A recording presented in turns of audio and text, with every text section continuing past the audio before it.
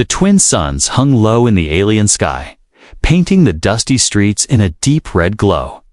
The market was loud, filled with shouts in strange tongues. The smell of burning oil and the hiss of steam from food stalls. Metal cages lined the center. Street, each holding a living being, some alien, some human, all for sale. Lyra sat in one of those cages, knees pulled to her chest, her eyes fixed on the ground. She had learned long ago not to make eye contact with buyers. It only made the bidding faster. A green-skinned merchant with 4 eyes walked up to her cage. He tapped on the bars with a claw, inspecting her like he would inspect fruit. Strong bones, good muscle, he muttered in his own language.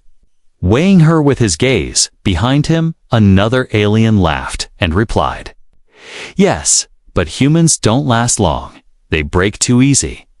They both laughed, the sound sharp and cold. A scale was dragged next to the cage. The merchant opened the door and gestured for Lyra to step out. She obeyed without a word. Standing barefoot on the cold metal plate, the scale beeped. Numbers flashing in alien symbols. 55 units, the merchant announced. Good weight for her size. He grabbed her arm and turned her around for the crowd. "She will fetch a good price in the pleasure houses," he said, his voice oily and smug. The crowd murmured, some leaning closer, some stepping back. Lyra kept her face blank, her mind far away. She imagined she was somewhere else, anywhere else, but the sound of coins clinking in pouches always brought her back. Buyers whispered offers to the auction master, each trying to get her for the lowest price. The master shook his head, demanding more. This was not a regular animal. This was a human, rare and exotic in this part of the galaxy. From the corner of her eye, Lyra noticed a figure in the crowd. Tall, wrapped in a hooded cloak, face hidden in shadow. He did not shout like the others. He did not whisper to the master. He simply stood still, watching her. His presence made her uneasy. Was he another buyer looking for a new pet, or something worse? The bidding began. Voices rose and fell. Numbers shouted in alien currency. Lyra stood like a statue, her wrists bound. The cold wind cutting through the thin fabric of her dress. One alien offered triple the starting price. Another laughed and countered. The auction. Master grinned. Today was good business. The hooded man still did not move. He waited, silent, until the noise began to die. Then, without lifting his head, he raised a single hand. The crowd fell quiet. The auction master tilted his head. "Your offer." The man spoke for the first time, his voice low but carrying across the market. 10,000 credits. Gasps filled the air. That was more than double what anyone had offered. The other buyers turned to glare at him, muttering in anger. No one paid that much for a human unless they had very specific reasons. The master's eyes lit up with greed. "Sold," he said, slamming his claw on the table. Lyra's heart sank. Whoever he was, he had just bought her life. The merchant shoved her forward. Chains clinking. The hooded man stepped closer. Pulling a small case from his coat, he handed it to the master without looking away from her. The master opened it, his face breaking into a wide grin at the sight of glowing credit chips.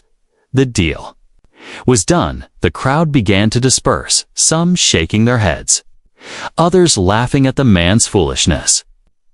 The man took hold of Lyra's chain and began to lead her away. She kept her eyes on the ground, not daring to speak.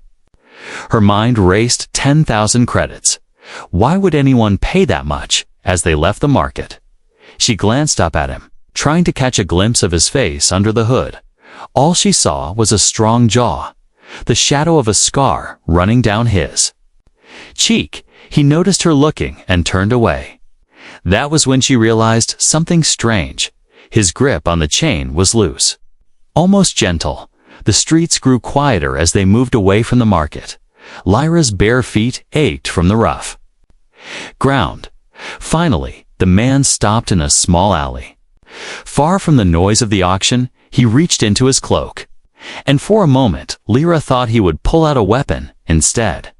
He produced a small device and pressed it to her wrist. There was a soft click, and the metal cuff fell to the ground. Lyra stared at him, shocked. "You're free from this chain," he said quietly, "but we need to move fast." Her mind was spinning. Free. That word had no meaning anymore. Who was this man? And why would he pay so much just to remove her chains before she could speak? He looked toward the mouth of the alley. Footsteps echoed in the distance, heavy, hurried, and getting closer. "Follow me," he said, without looking back. And for the first time in years, Lyra found herself moving, not because someone forced her, but because she chose to. The hooded man led her into the shadows. Behind them, the market continued its cruel business, but for Lyra, something had changed. She didn't know what it was yet. Only that the man who had bought her might not have been a buyer at all. And whatever his reason, it was big enough to risk the wrath of the black market. The black market was far behind them now. But its shadow still clung to Lyra's thoughts like smoke. She walked quickly, her bare feet making no sound against the cracked stone paths. The hooded man, Cale, as she would soon learn, kept to the narrow alleys, avoiding the main streets where traders and bounty hunters roamed. The city was alive with neon lights and alien chatter. But it was a cold kind of life. No one here cared about the cries of the weak. No one here cared if a person vanished on this planet. People were worth only what someone was willing to pay. Lyra had lived in this world for years, though not by choice. She had been taken when she was only 12, snatched from a human colony during a raid. At first, she believed someone would come for her, a rescue ship. Her parents, maybe even soldiers. But weeks turned to months, and months to years. And hope slowly rotted inside her. She learned the truth the hard way. Here, humans were not seen as equals. They were seen as prizes, tools, or worse, amusements.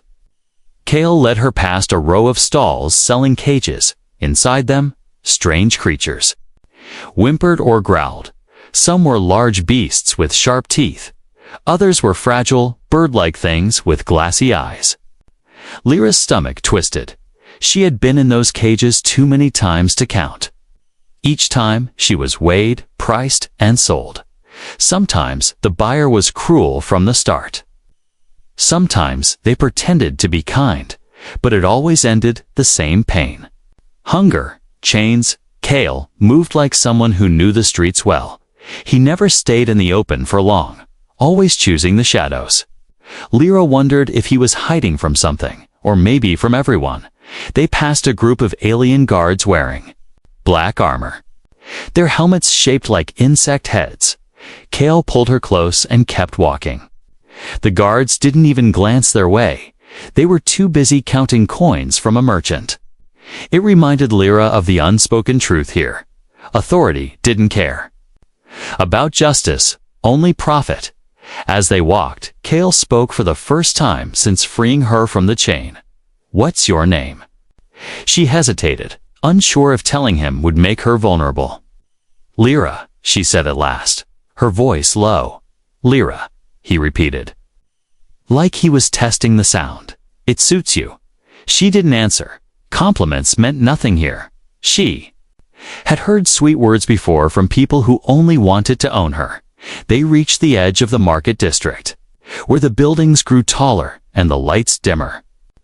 The air smelled of metal and oil. Far above, massive cargo ships floated in the sky, their lights blinking through the haze. Lyra had once dreamed of boarding one and escaping to another world. But every escape attempt had ended in pain. Now, she didn't dare to dream.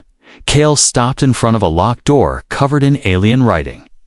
He pressed his palm to a hidden scanner, and the door slid open with a hiss. Inside was a small room, dusty, dimly lit, and smelling faintly of stale air. There was a single table, a pair of chairs, and a rusted storage unit against the wall. It was no palace, but it was the first space she had seen in years that didn't have bars. "Sit," Cale said, pulling out a chair. She sat tense, watching him as he removed his hood for the first time. She saw his face clearly. His hair was dark, his eyes sharp but tired. A faint scar ran down his cheek. He didn't look like a cruel man, but she knew appearances could lie. She had learned that lesson many times. He placed a small metal canister on the table and slid it toward her food. He said simply. She hesitated, expecting a trick, but when she opened it, the smell of warm bread and stew made her stomach ache with hunger. She ate quickly, unable to stop herself. Cale didn't comment. He simply watched, as if making sure she didn't choke. When she finished, she finally asked, "Why did you buy me?" Cale leaned back in his chair, his gaze never leaving hers. "Because you're not what they think you are," he said. "And you're worth more than any number they could put on a scale." His words confused her. She had heard empty promises. "Before everyone says that," she replied quietly. "Then they chain me again." Cale shook his head. "I'm not everyone," he said, his voice firm. "I knew your parents." Lyra, a long time ago, before the war, her chest tightened. The words hitting like a shock. "My parents are dead," she said quickly, almost as if saying it could protect her from disappointment. Cale's eyes softened. "They might be," he admitted, "but you're not, and that's why I'm here." Before she could ask more, a low hum filled the room. Cale's expression changed, tense. Alert, he moved to the small window and peeked outside. In the distance, shadows moved between the buildings. "They found us faster than I thought," he muttered. "Who?" Lyra asked, her voice trembling. "The ones who think you still belong to them," he said, turning back to her. "We have to leave, now." He grabbed a small bag from the storage unit and slung it over his shoulder. Lyra followed him out into the narrow back streets. The city felt even darker now, the lights above flickering like dying stars. Somewhere far behind, voices shouted orders. Heavy boots pounded against the ground. Lyra didn't know if Cale was telling the truth about her parents. She didn't know if she could trust him at all. But she did know one thing. The world she had lived in for so long had never cared if she lived or died. And for some reason, this man did. The streets grew narrower as Cale led Lyra through the dark maze of the lower city. Every corner seemed to hold shadows that moved when you weren't looking. Every echo of footsteps made her think someone was following. Cale walked fast, but never let go of the space between them, careful not to touch her unless necessary. It was strange, she thought. Every other owner had gripped her arm hard enough to bruise. But Cale kept his distance. They turned down an alley that smelled of rust and stale water. At the end stood a battered metal door, dented and scorched from old blaster marks. Cale tapped a code into a hidden panel, and the door slid open with a groan. Inside was a small docking bay, the kind smugglers used when they didn't want questions. A single ship rested in the center, compact, worn from travel, its silver paint chipped in places. It looked nothing like the sleek vessel she had seen the rich aliens fly. This one looked like it had been through wars, and maybe it had. Cale gestured toward the ramp. Lyra hesitated, her eyes narrowing. Ships had been her prison before. Tiny cells that floated in space, taking her from one set of hands to another. What now? She asked, her voice quiet. "We leave," Cale replied simply, already moving toward the control panel at the base of the ramp. Okay, something about the way he said it made it sound less like a plan and more like a need. Once inside, Lyra was surprised. The ship wasn't clean or pretty, but it wasn't a cage either. No locked doors, no chains, no guards. The walls were lined with mismatched panels, some flashing faintly, others dark. A small table sat in the corner with 2 chairs bolted to the floor. It felt more like a home than a holding cell, even if it was falling apart. Cale moved to the pilot's seat. Pressing buttons with practiced ease, the ship's engines roared to life, the vibrations running through the metal floor. Lyra stayed near the door, unsure if she should sit or stand. "Strap in," Cale said without looking back. She didn't move. He turned his head, his expression unreadable. "You're not a prisoner here," he added. "But space gets rough. Trust me." She finally slid into the co-pilot seat. The straps, feeling strange after years of chains, through the cockpit window. She saw the docking bay doors slowly open, revealing the night sky beyond. The ship lifted off, engines whining as they pushed through the planet's thick air. Lyra's stomach tightened. She had escaped planets before, only to be dragged back. This could still be another trap, another trick. She stayed silent, watching Cale's hands as he guided the ship. After a few minutes, the city was gone, replaced by the endless stretch of stars. Only then did Cale speak again. "You're wondering why I bought you," he said, still focused on the controls. Lyra didn't answer. She didn't want to give him the satisfaction. Cale gave a small, humorless smile. "Figures." He reached into his jacket and pulled out a small, worn holodevice. When he pressed the button, an image appeared in the air, a young girl, smiling with bright eyes. It took Lyra a moment to realize the girl was her. Only younger. Before the chains, before the markets, her breath caught. Where did you get that?" she asked, her voice trembling. "I've had it for a long time," Cale said, his tone softer now. "I knew your parents before the war, before the raids." The words made her chest feel heavy. "My parents are dead," she said quickly. "They might be," Cale admitted. "But I promised them I'd find you." Lyra looked away, her mind a storm of disbelief and memories she had tried to bury. Promises meant nothing in the black market, yet here was a man claiming he had searched for her, paying more than anyone else would just to get her away. It didn't make sense. "Why now?" she asked, her voice sharper. "Because I finally found the trail," Cale replied. "And because I wasn't going to let them decide your worth." Before she could respond, a warning alarm beeped. Cale's eyes flicked to the radar screen. A small blip was closing in fast. "Damn," he muttered. "What is it?" Lyra asked. "Not what, who," Cale replied, flipping switches. "Someone followed us from the market." The ship shuddered as Cale increased speed, stars stretching into lines as they jumped to light speed. Lyra gripped the edge of her seat, the old fear returning. She knew what it meant to be hunted, but this time was different. Cale didn't look panicked, just focused. He flew like someone who had done this before. When the ship finally steadied, Cale let out a slow breath. "We bought a little time," he said, "but they won't give up easily." Lyra stared at him, still unsure what to believe. She had been sold, bought, and traded so many times that trust felt like a foreign language. Yet something about Cale's words, and the way he never once called her property, made her want to listen. She didn't know where they were going or what waited for her there, but for the first time in years, the one who had bought her might have done it not to own her, but to save her.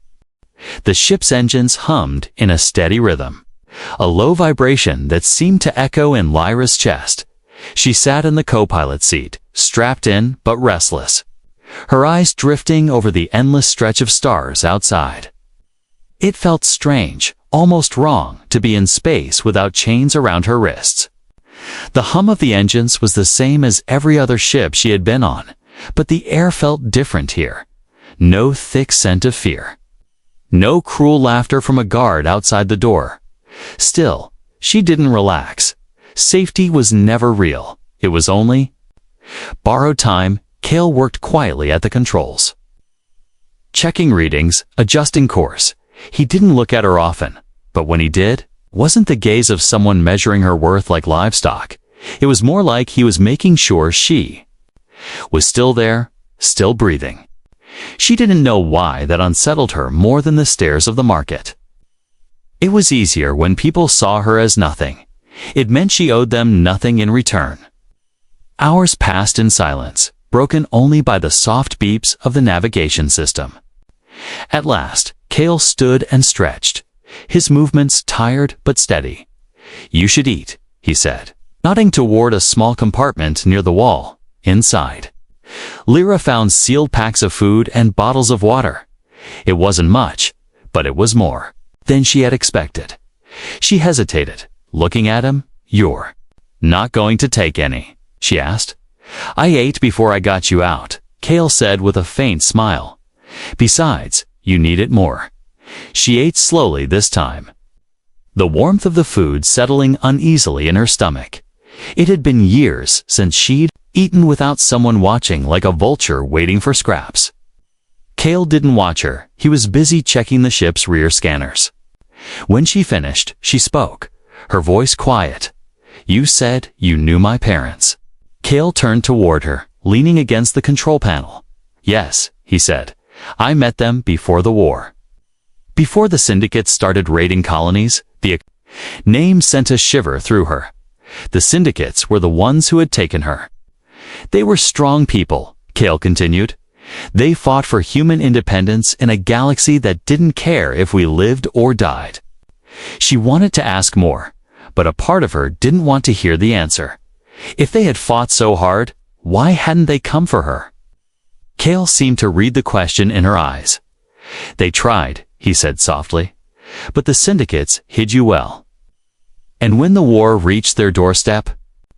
He didn't finish the sentence, but she understood. Silence settled between them again. Heavier this time, Lyra leaned back, closing her eyes. She saw flashes of memory, a warm home, her mother's laugh, her father's strong hands lifting her into the air. The images felt fragile, like they might vanish if she held them too long. And then, as always, the memory shifted to cold hands, dragging her away. The smell of smoke, the roar of alien voices. Her eyes opened, heart pounding. Cale adjusted the controls, his expression tense. "We'll be making a jump soon," he said. "We have to shake any trackers before we reach our destination." "Where are we going?" she asked. "To a place where they can't reach you." Cale said simply. It sounded too good to be true. And she had lived long enough to know that safe places were often just another cage with a different name. She studied him for a moment. "What's in it for you?" she asked, her voice sharper than she meant. Cale met her gaze, his eyes steady. "I made a promise," he said. "That's enough." She almost laughed. Promises didn't mean anything in the black market, but something in his voice made it hard to dismiss. Hours later, the ship began to slow. The stars outside returning to normal points of light. Cale activated the cloaking system, and the ship drifted into the shadow of a massive asteroid field. "Why here?" she asked. "Because even the syndicates hate flying through this place." He replied, "Too many rocks, too many chances to die." Lyra peered through the glass. The asteroids floated like giant beasts frozen in motion, some so close they scraped the ship's shields. It was both terrifying and beautiful. They weaved through the debris, Cale's hands steady on the controls. Lyra realized he wasn't just skilled, he was experienced in running from something. Every move he made was deliberate, every choice about survival. When they finally reached a quiet pocket in the field, Cale shut down the main engines. The sudden silence felt huge. "We'll rest here for a while," he said. "Let them think we disappeared." Lyra nodded, but sleep didn't come easily.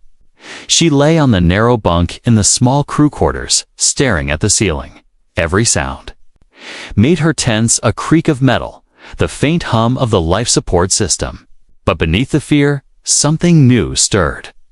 A tiny, fragile thread of hope. It was dangerous. She knew hope could hurt more than chains. Yet she couldn't shake the thought that maybe, just maybe, Cale wasn't lying. In the cockpit, Cale sat alone, watching the scanners. His mind was already on the next steps, the route they would take, the people they would need to trust. He knew the syndicates would come, and they would bring everything they had. But he also knew one thing for certain. He hadn't risked everything, just to lose her again. The asteroid field was quiet, a silent ocean of rock drifting through endless space. The ship floated among the shadows, engines off, lights dim, hiding from the eyes that hunted them. Lyra sat at the small table in the crew quarters, her hands wrapped around a cup of water. She stared at the ripples, her mind spinning with questions she didn't dare ask. Cale was in the cockpit, working on something, though she could hear the faint clink of tools against metal. Finally, curiosity won. She stood and walked quietly toward the cockpit. Cale didn't look up when she entered, his hands busy removing a panel beneath the control board. "What are you doing?" she asked, her voice soft but edged with suspicion. "Checking for trackers," he replied. "They're good at hiding them in places most pilots ignore." Lyra crossed her arms, leaning against the doorway. "Why are you really doing this?" she asked. Cale paused for a second, then continued working. "I told you," he said. "Because I made a promise." She shook her head. "That's not enough," she said firmly. "People don't risk their lives in the black market for promises, especially for someone they don't even know anymore." Cale set the tool down and turned to face her. His eyes were steady, not angry, but serious.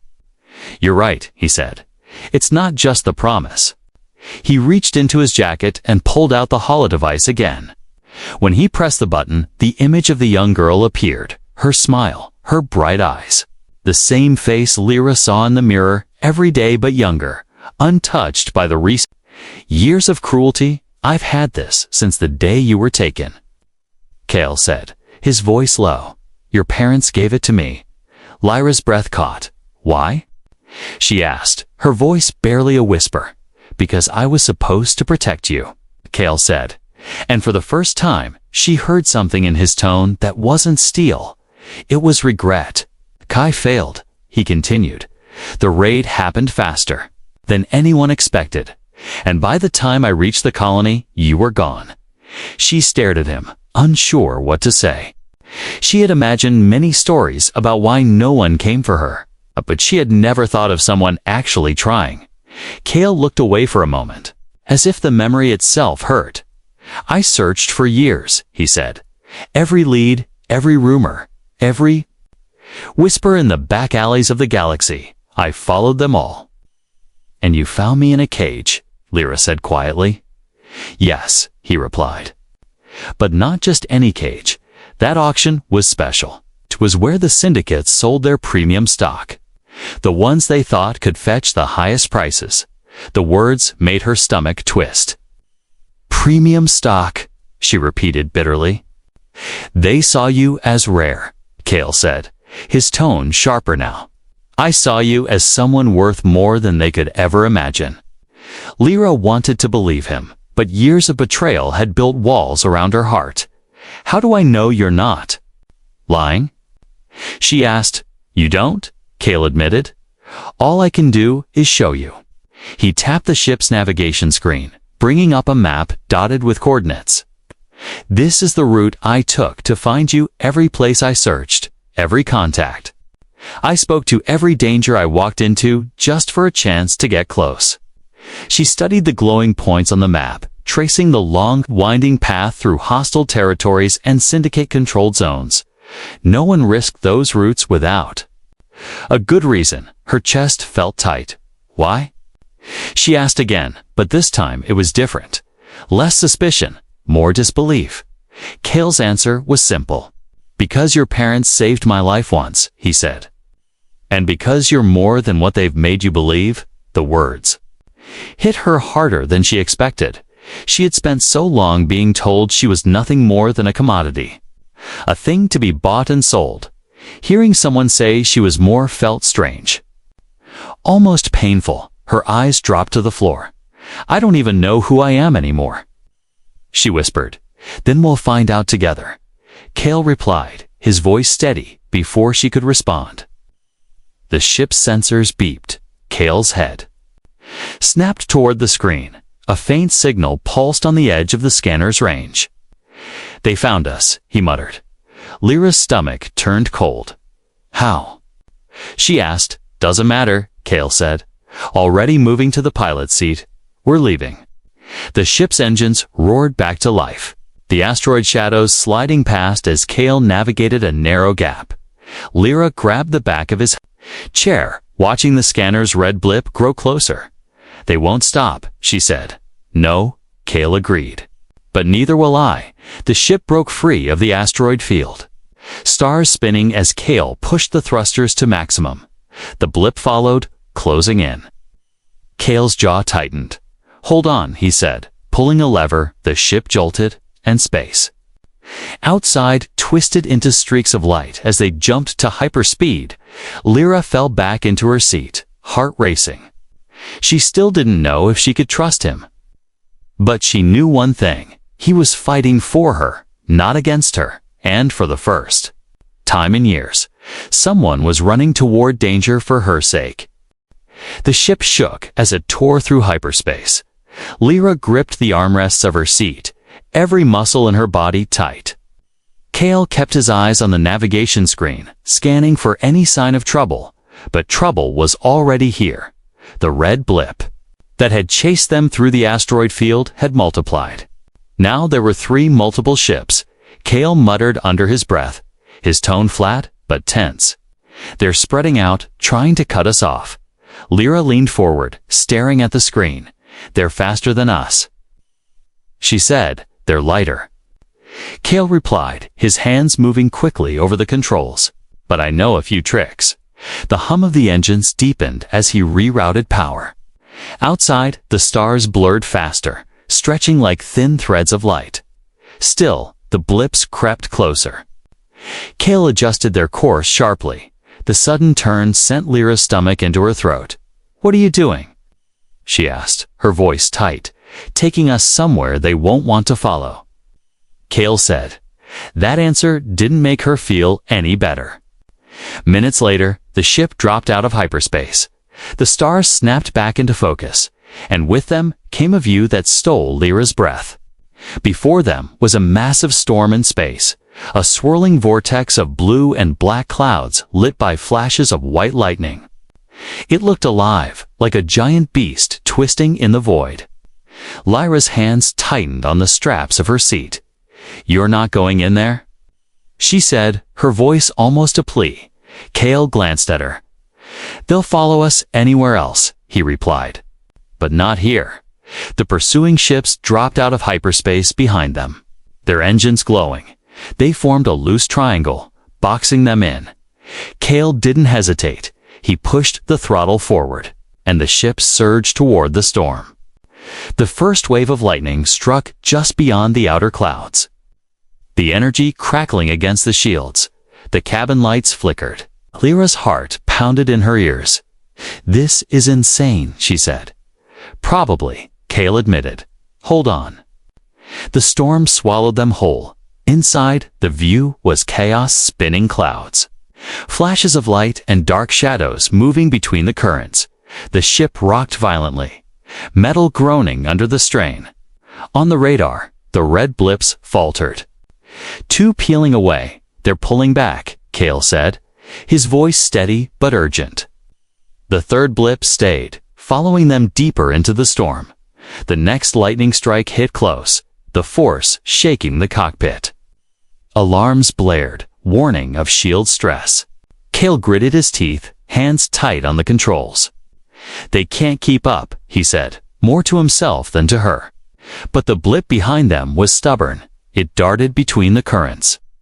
Always just out of reach of the worst lightning. They know what they're doing. Lyra said, her eyes locked on the screen. So do I, Cale replied. He cut the engines suddenly. The ship dropped into a freefall through the swirling clouds. Lyra gasped, the straps digging into her shoulders as the ship spun. The pursuing vessel shot past them. Overshooting by seconds, Cale fired the engines again, swinging the ship around and locking onto the target. With a sharp motion, he fired 2 bursts from the rear cannons. The first missed, but the second clipped the enemy's side. A flash of sparks erupted from the vessel before it disappeared into the storm. Kale exhaled slowly. "That's one way to end a chase," he said. Lyra's breathing was fast, her pulse wild. "That was." She began, then shook her head. "You could have killed us." "We're still alive," Kale replied, his tone calm. "That's what matters." The storm outside began to thin, the swirling clouds fading into the deep black of open space. Kale guided the ship out carefully, scanning for any sign of more pursuers. The radar was empty. For now, they were alone. Lyra unstrapped herself, her legs unsteady as she stood. She moved to the small window by the side of the cockpit. Watching the storm shrink in the distance. "You've done this before," she said without looking at him. Kale gave a short nod. "More times than I'd like," he admitted, running from the syndicates. She asked, "Running from anyone who thinks they can decide someone's worth?" He replied. The words stayed in her mind as she sank into the chair by the table. For so long, she had been nothing more than a number, a price, a weight on a scale. But Kale kept saying she was worth more, and now, after seeing how far he'd go to keep her free, she was starting to believe it. In the cockpit, Kale set a new course. "We'll head for the colony now," he said, "but we have to move fast. They'll regroup." Lyra looked at him. "The colony," she repeated. He nodded. "A place where you can start over." He said she didn't know if that was true. But for the first time in years, the idea didn't feel like a lie. The engines roared again, and the ship leaped forward into the stars. Behind them, the storm swallowed the last traces of their enemies. Ahead, the future was uncertain, but it was hers and no one else's to claim.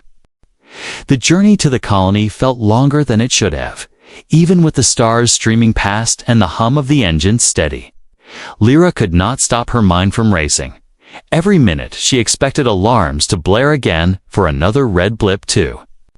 Appear on the radar, Kale flew with quiet focus, speaking only to check coordinates or adjust speed. He was giving her space. But his presence filled the small ship like a shield. Hours later, the navigation screen pinged.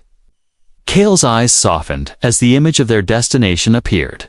A small green and blue planet turning slowly in the dark. "That's it," he said. The colony. Lyra leaned forward, her heart beating faster. It looked like the home she remembered from childhood. Oceans, forests, white clouds drifting in the sky. She didn't want to believe it yet, afraid the dream would. Shator if she touched it. As they approached, Kale opened a channel. A calm voice answered, "Human." Asking for identification. "Kale Arden," he said. "Requesting landing clearance. I have someone with me who needs sanctuary." There was a pause. Then the voice replied, "Welcome home, Kale." The words caught Lyra off guard. Home. It had been years since she had heard that word without bitterness. The ship broke through the atmosphere, the sky turning a soft blue. Below, she saw green hills, rivers winding through valleys, and clusters of buildings shining in the sunlight. The landing pad was small, surrounded by flowering trees. As they touched down, the engines quieted, and a warm breeze slipped through the open ramp. It carried scents she hadn't known. She missed fresh air. Earth after rain, something alive. Kale stepped down first, scanning the area, then he turned to her and said, "It's safe." Lyra hesitated at the top of the ramp, the sunlight spilling over her face. It felt unreal to stand here without chains. Without being pulled by a leash, her bare feet touched the smooth stone of the landing pad, and she took her first step forward on her own terms. People gathered, curious. They were human, all of them, some young, some old, all wearing simple clothes and open expressions. Lyra's throat tightened. She hadn't seen so many humans together since before the raid. A woman with short, silver hair stepped forward, her eyes sharp but kind. "Kale," she said warmly, "and this must be the one you spoke of." Kale nodded. "Lyra," he said, "she's free now." The woman's gaze softened as she looked at Lyra. "You're safe here," she said. "No one can buy you." No one can take you. Lyra wanted to believe her, but the words felt fragile, still. She nodded, unable to speak past the lump in her throat. The colony welcomed them, leading them through winding paths shaded by trees. Children ran and laughed in the distance, their voices carrying on the breeze. Lyra's steps slowed as she watched them. Their joy felt like a memory from another life. Kale noticed her pause and said quietly, "This is what I wanted you to see." She didn't answer, but her eyes stayed fixed on the children. For the first time, she didn't feel like an outsider watching from behind bars. Later, they stood at the edge of a hill overlooking the colony. The sun dipped low, painting the sky in gold and pink. Lyra turned to Kale, her voice quiet but firm. "You risked everything for me." Kale shook his head. "I did what I promised." "No," she said, meeting his gaze. "You saw me when no one else did, not as a price.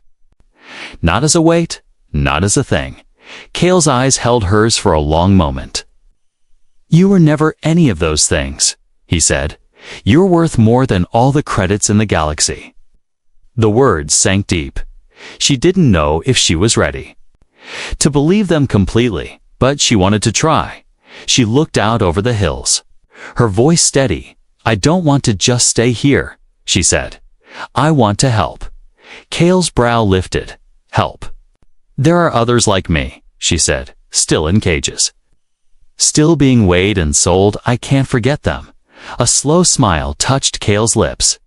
"Then we'll get them out," he said. It wasn't a grand speech, but it was a promise she believed. The kind that didn't come with chains. Night settled over the colony, stars bright above. For the first time in years, Lyra felt the darkness without fear. It was not the black market's shadow, not the cold of a cell. It was the calm night of a place that was truly free, but somewhere beyond those stars. The syndicates still moved in silence, and though she was free, Lyra knew this was not the end. It was the beginning.